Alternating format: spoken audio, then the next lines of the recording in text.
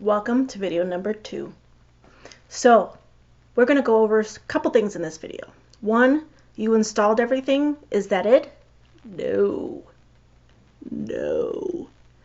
Number 2, how do you get around the Crafty Kids? Oh, they're there. I have 4 of them. 3, what are the time limits? What's the magic number of time that they should be online? I'm going to tell you. Next thing, what are the dangerous apps? What are all those pictures? What do they mean? Is a bunny really a bunny? Probably not. Next, what if it's already happening? How do you know? What are the signs and symptoms of depression, anxiety, suicidal thoughts? What do you do? How about drug abuse? How do you know? I'm going to tell you. Lastly, how do you teach your kids to help themselves? What can you do as parents? What kind of things can you teach them so that you really don't have to worry about this stuff? Not only don't you have to worry about them being the perpetrators or the ones who are doing the bullying, but you're also going to teach them how not to be victims. So, you installed everything that I told you to do. Probably not. So, one of the reasons why I like Custodio is that I get daily emails. This is what my emails look like. My kids fear them. So, it tells me how long they've been online, what they've been on while they've been online. If it's music, I don't really care how many hours of music they listen to. But if they're on TikTok for 3 hours or Instagram for 6 hours, that's a little concerning. It tells me. It also tells me the percentage with this pretty pie chart. Lastly, their least favorite part is it tells me any websites that were blocked. And the great thing is I can click right on the link and go right to the page that was blocked so I can see what they were seeing. Brilliant. I get these every day. You should reward your kids for spending less time on the internet. The warning is also, don't give them more electronic time for being good. Give them something else. Go out with them and have an ice cream cone. Go out with them to the movies. Give them other rewards. Be creative. The most important part, monitor their behavior. What do you look for? Look for increasing irritability. Well, in teenagers, they're irritable a lot. Look for it getting worse. Exploding over little things. Look for that. Crying over little things. Look for that. Look for them being secretive all of a sudden. Shutting their phone down when you come by. Putting it down all of a sudden. Closing the computer. Look for that. Look for them isolating themselves. Did they used to be in the living room chatting it up with you all day or at the dining room table doing homework? And now they're in their room all the time? What are they doing? It's kind of like when they were little and it was quiet and the quiet was concerning and terrifying. It's the same, but they isolate themselves. Watch for changes in hygiene and grooming. Yeah, hygiene and grooming. Now for teenage boys, I had one. This might be a little trickier, but you're looking for differences like, let's say in teenage girls, they used to put makeup on all the time. Now they don't really feel like it. They're not really doing their hair. They're not really worried about what they're wearing anymore. And if this is different than their usual behavior, you should start watching a little more closely. They can be complaining of physical symptoms, headaches, stomach aches. Oh, my bones hurt. My legs hurt. I don't feel good. I don't want to go to school. Look for stuff like that. Depression and anxiety can in fact cause physical symptoms. It's not just in their head. It can actually cause physical symptoms. So look out for those, especially when they coincide with going to school or coming home from school or things like that. And lastly, talk to your kids. It's really easy. I know when they're teenagers especially, we as parents are just not as cool as we used to be when they were little. But just ask them how their day was. What was the best thing that happened? What was the worst thing that happened that they wish didn't happen that day? How are they doing? What did they learn in class? Sometimes you get absolutely nothing from them. Tough crowd, right? I have 3 teenage girls at home. Sometimes I get a or it was great. How was school? Good. And that's it. Don't take offense. They just might be tired and want to be left alone for a little while. Try again. How about the Crafty Kids? How do you get around the kids who get around your software? It happens. Mine did. We tried lots of stuff. They were really good at getting around the ones that came with our cell phone carrier. Excellent at that. How do they do that? Well, they changed the time zones. If you set a limit that they can't go on past 10 p.m., they just change the time zone so that it's not 10 p.m. anymore where they are. Smart, huh? They changed SIM cards. Little cards that come in your phone, they use an old phone that you took away from them, and they put it in that one when you take away the new phone. They changed passcodes on you. Some apps don't allow them to do that. If I were you, like with my kids' iPhones, I have the passcode to change things, not them. Me. I also have a passcode for them to put any apps on their phone. As they get better, give them more leeway and freedom. But in the beginning, they have to prove it.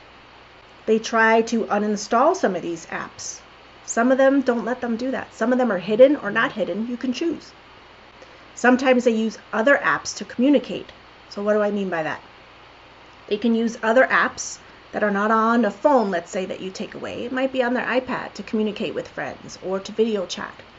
Be aware. They can erase their web browser history, texts, or emails. A lot of apps will let you see that anyway. Be sure if that's something you're concerned about, that the app that you choose allows you to see that anyway. And they meet strangers online. I'm going to put another link to the video that was in video number 1 of an experiment that someone did. And they were chatting with a teenage girl online, and that girl met them at a park when her parents weren't home. This happens. And they hide apps. Can they do that? Yes, they can.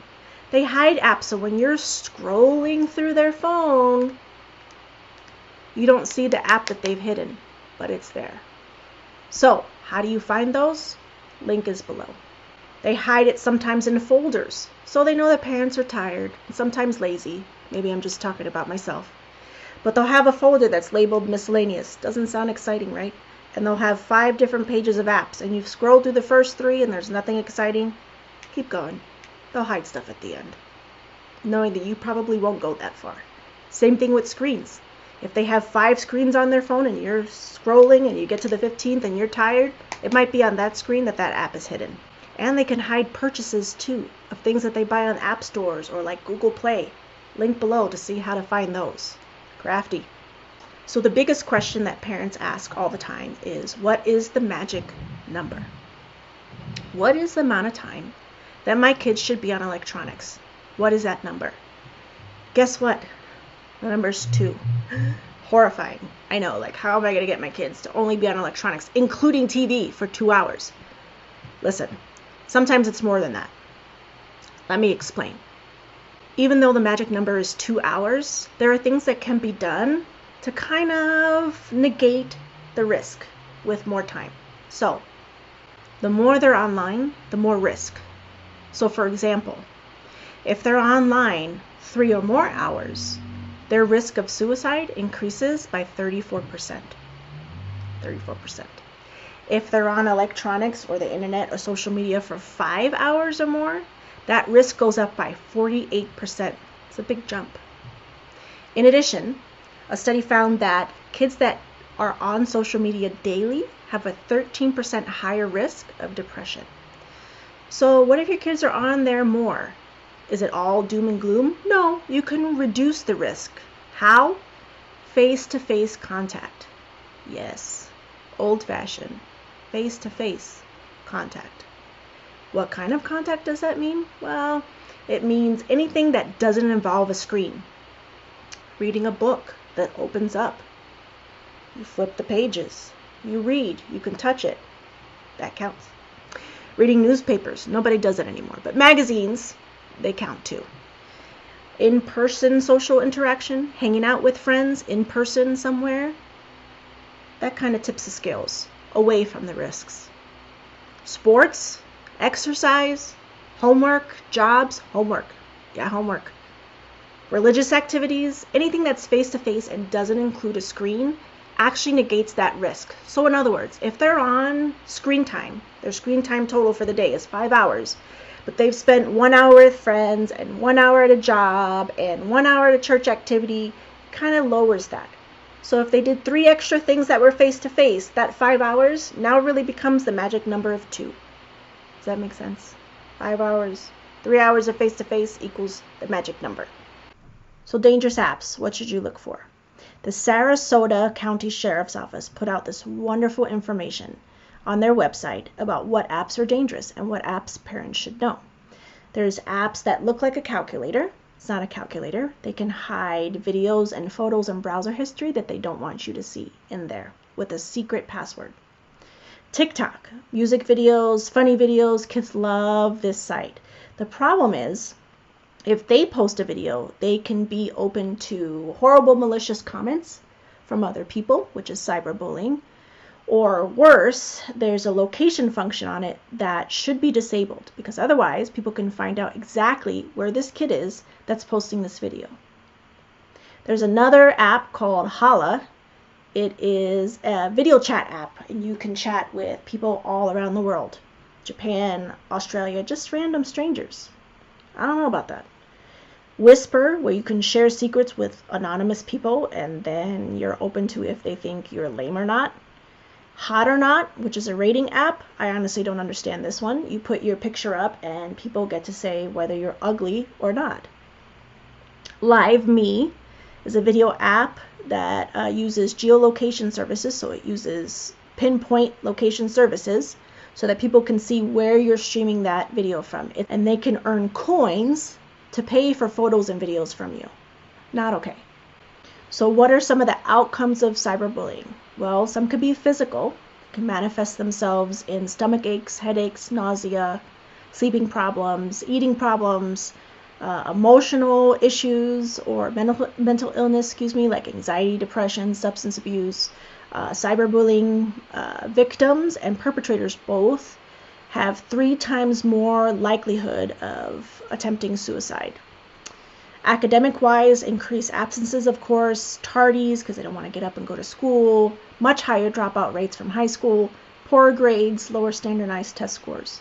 In adult life, it kind of crosses over. You think it's just going to affect them in their younger lives. It doesn't. It crosses over to adult life, and it causes issues like employment difficulties, chronic illnesses, which come from the increased inflammation that's triggered by stress, and continued substance abuse. So another question I get asked all the time is, what if it's already happening? How will I know? There are some signs and symptoms that you can look out for that will point you toward some problems, possibly developing depression, anxiety, things like that. So for depression, what you want to look out for is changes in sleeping too much, staying up all night, not sleeping enough, eating too much, eating too little, weight changes that are kind of associated with that, energy levels dropping, so just really not feeling like doing anything, complaining that they're always tired and they don't want to get up for school, not wanting to go hang out with friends anymore, or not hanging out as often, not wanting to do things that they once loved to do, hobbies, or even just things like playing video games. They don't want to do it anymore. They don't want to go shopping with you when you go shopping, things like that. Stomach aches, headaches, physical complaints. It can actually cause physical complaints. Serotonin is responsible and has a part in pain as well. So headaches, stomach aches, joint aches, things like that. Schoolwork is beginning to suffer. They just don't care. They don't want to do schoolwork. They start getting poor grades. That's a huge indication. Hygiene and grooming. So they're just not putting makeup on anymore. They don't really care. They're not really worried about what they look like or what kind of clothes they're wearing. It takes them a long time to get motivated to take a shower and things like that. And then what we call speech and psychomotor activity differences. So speech differences, talking really slow, really quiet, looking down, delayed responses. How are you doing today? Okay, I guess. To anxiety, kind of the same thing, fidgeting, stomach aches, headaches could be the same, body aches could be the same, sleeping problems, so they can't sleep because they're just so anxious, worried about so many things that are going on. And this is worry beyond what is typical. So worrying about a test that's 6 months from now, worrying about a presentation that's 3 months from now, worrying about what their friends will think of them, things like that. that's overwhelming and starting to interfere with their daily lives and with functioning. That's concerning. Also things like tantrums or meltdowns. So we think, they get to be older, 11, 12, 13, 14, adolescents, no more tantrums, right? Like when they were 2 or 3. They can still throw tantrums because they get overwhelmed with feelings, overwhelmed with things that they can't express and don't understand. So they get really irritated, fly off of the handle, the smallest thing. Little things frustrate them. They yell at people for small reasons. That can also manifest as depression and anxiety. Suicidal ideation, so thinking about suicide. There's lots of subtle things and there's lots of not so subtle things. Things like isolating themselves, spending a lot of time in their room alone all of a sudden, not wanting to go anywhere with anybody, being very secretive, hoarding things, locking things, always locking their door if they've never locked it before. Items go missing in your house, scissors, lighters, things like that. Be a little bit suspicious. Writing letters, texts, things like that to friends and family. These are usually called goodbye letters. So telling them how much they love them and things like that, or even more so, giving things away. That's one of the last signs. I'm giving this to you. I'm giving this to you. You can have my favorite sweatshirt. You can have my makeup. That's because they don't plan on being there the next day. That's concerning. And believe it or not, there's a lot of energy sometimes that precedes the suicidal action. So you think they were really depressed and all of a sudden they're full of energy and they're doing all this stuff. Don't let that throw you off. That could just be the boost of energy that they have because they finally made that decision that they're going to end their life. Please be aware of that. So drug use. Again, secretive, missing items, isolating, not wanting to answer questions, being kind of ambiguous about things, too much or too little sleep, safeguarding their bag so they don't ever want to get their phone out of sight. They never leave it anywhere. They have their purse or their bag or their backpack with them all the time. They don't want you to go in it. That's concerning. They're sleeping with the backpack. There's something in there. Hoarding water bottles too. Could be alcohol in there. You need to be concerned about that as well. Not wanting you to wash their water bottle, not wanting to leave it out in the open where you can grab it. Having new friends maybe that you don't know and acting a little bit different, being crankier. There's physical symptoms like sniffing all the time from cocaine or dilated pupils, so the middle of your eye being really wide or being really small, either one of those. Anything other than normal, that's concerning as well. Wearing long sleeves in the summer if they're using injectable illegal drugs, that's concerning. And staring spells, like just kind of staring into space all of a sudden. And new acne from things like meth use. And a lot of parents think, but my kid would tell me. Studies show that's not the case. 57% of kids that are cyberbullied tell their friends, but they don't tell an adult. Something like almost 10% only that actually tell the adult that they're being cyberbullied. Why would they not tell you? Because they don't want to get their device taken away. They're afraid of getting punished and those friends not being able to come over, or friends that are related to that person not being able to come over. They don't want that communication, that social interaction, which is done through electronics, taken away from them. So be open and honest with your kids. Talk to them about these issues. So who does this cyberbullying? What kind of personality traits do they have? What kind of red flags should you be aware of? Well, not surprisingly, they're skillful, strategic, and manipulative. Some of them have high social status and they use that to harass others and to bring them down socially. So their goal is to crush the victim socially, make themselves appear better. Personality traits that should throw up some red flags: super aggressive, lack of empathy, antisocial tendencies, meaning they don't really care about what other people think of them or hurting other people or consequences of actions. Moral disengagement, meaning they really don't care about morals. They really don't see the black and white. They don't see what's wrong with a lot of troubling things. And risky technology use. So talking to people that they don't know, finding new boyfriends all of a sudden, new friends out of nowhere, posting pictures and photos all the time, that's very risky. Something's going to happen. And of course, like we talked of before, engagement in traditional bullying, that always bleeds over into cyberbullying. So what kind of personality traits could counteract cyberbullying and bullying and risky behavior online? What should you be teaching them? You should be teaching them empathy very early on and continuing even when they're teenagers. It shouldn't stop. Empathy. When they say or do something, how do you think that made that person feel? How would you feel if someone said that to you or did that to you? Or if they're going to think of saying something to someone, what do you think could happen? Give me 3 things that can happen. Make them think about those things in the future instead of just in the present.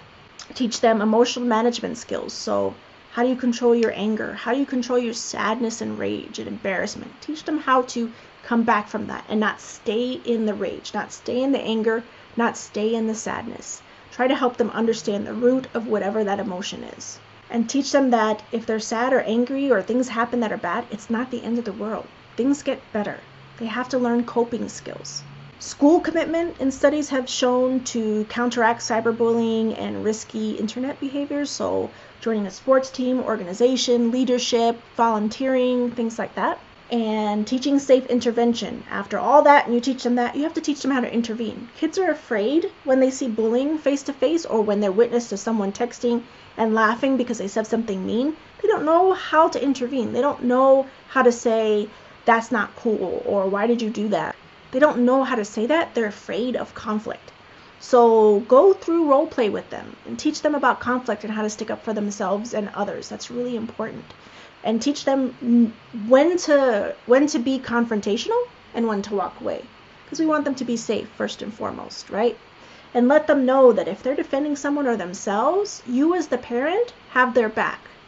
That's really important to them when they feel all alone. They need to know that someone else is going to be rooting for them. Someone else is going to be defending them if they choose to take action. So thank you. This was video number 2. The next video goes over response. What do you do when it has happened? Who do you tell? The cops? The school? Should you be telling anyone? Are you overreacting? And if you do report it, what happens after that? How long should you be waiting for an answer? What should you expect? And what if you don't like the answer that the school gives you and you don't think it's fair? What do you do? That's video number 3. Thank you for watching. Hit the link for video number 3 and 4 and comment below of what you liked about the video and what you feel I didn't go over and you want to know.